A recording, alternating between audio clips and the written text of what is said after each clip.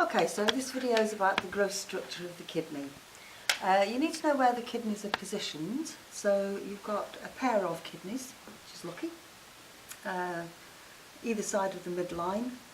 They're actually positioned quite a bit higher up than you think. So if you sort of thought, oh, no, that's the sort of fairly high up under your back. They've got a blood supply, obviously, so this is the main aorta coming down here, bifurcating into the femoral arteries, and then this is the vena cava coming back up. And you can see that they have branches into the kidneys, and those branches are the renal artery feeding in from the aorta, and the renal vein feeding back into the vena cava.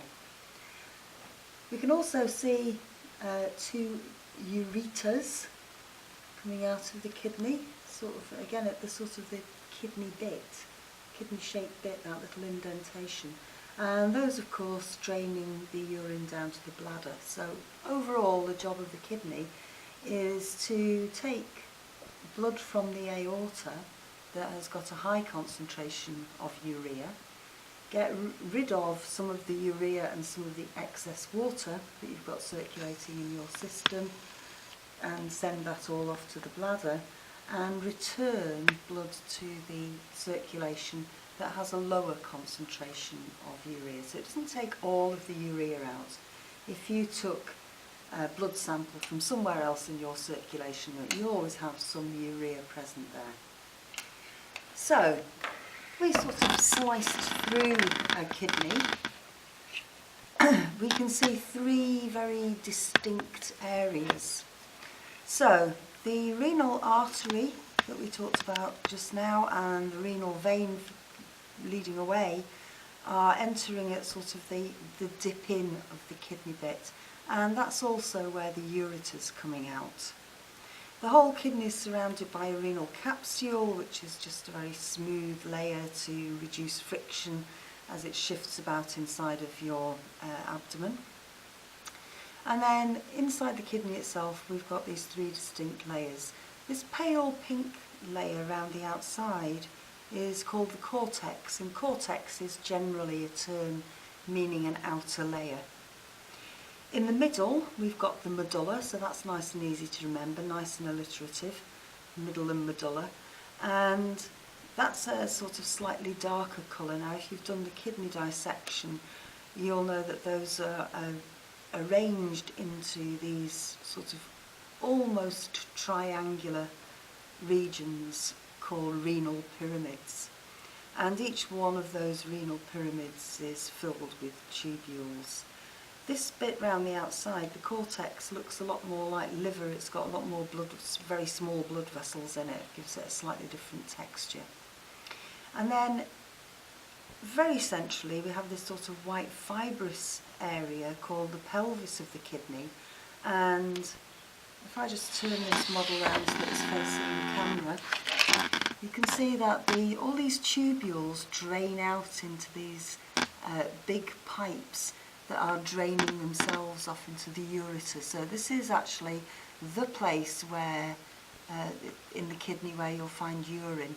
It's not really called urine until it hits that point. It's called filtrate for reasons that we'll do in a later video. So that's the sort of gross structure of the kidney, and if we sort of zoomed in to this renal pyramid here, we would, and could see what was going on. We could see some of these tubes. The most obvious tubes are these ones that stretch all the way down into the medulla and come back into the cortex, and that is effectively the functional unit of the kidney, which is the nephron. So the kidney has got lots and lots of these nephrons running all the way through it, and in each renal pyramid there are thousands upon thousands. And the nephron itself has a blood supply, so it's called the vasa recta. It comes all the way down, follows this big sort of tube down, and then drains back up and off into the renal vein. So what does the nephron consist of? We've got two here. So this bit up here is the sort of the start of the nephron, and it's a region called Bowman's capsule. It's a sort of a cup shape is how it's usually drawn, with sort of dangling in the middle of it a capillary network called the glomerulus. So the glomerulus kind of is like a ball of capillaries inside, if you can imagine, a wine glass, and that's called Bowman's capsule. This, if you imagine the stem of the wine glass was hollow, then this is where filtration happens, and the filtrate, which is what we will call what's inside of these tubes from now until it hits this pelvis region, passes down into what's called a proximal convoluted tubule. Proximal means near to. So this is the nearest wiggly tubule to the glomerulus and Bowman's capsule at the top. So the blood's filtered here, that filtrate then passes down the proximal convoluted tubule and then goes down what's called the descending limb. Now that means it's descending towards the pelvis from the outer layer. It's going downwards. So it passes down the descending limb, so on this side on this one, this side on this one, does a hairpin bend, and then comes right the way back up into the cortex. So we've got a descending limb going down towards the pelvis, and ascending limb climbing back up towards the cortex. So come up here towards the cortex. It then goes through another series of wiggly tubules called convoluted tubules, and because these are further away, these are the proximal, near to, convoluted tubules, these are the distal, more in the distance, further away from the Bowman's capsule. So we've got proximal convoluted tubule, loop of Henle, descending and ascending limb, distal convoluted tubule, and then a number of these nephrons will drain into this bigger vessel down here called the collecting duct. That's collecting and, if you like, refining the urine. It does a lot of fine water balance in this region, and that drains down into the very tip of these renal pyramids, and then as soon as it gets into this pelvic region we can call it urine, because nothing else is going to happen to it. So anything that's going to happen to that filtered blood is going to happen in these white tubes here. Once that process is over, we can then call it urine.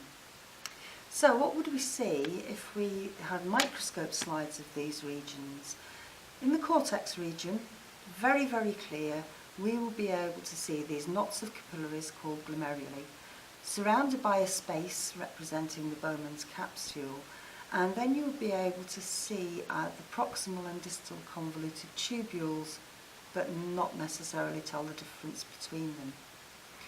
If we looked at the microscope slides of the medulla region, we'd be able to see, again depending on the angle of cutting, we'd be able to see the longer tubes of the loops of Henle and of the collecting duct, and possibly some of these blood vessels as well.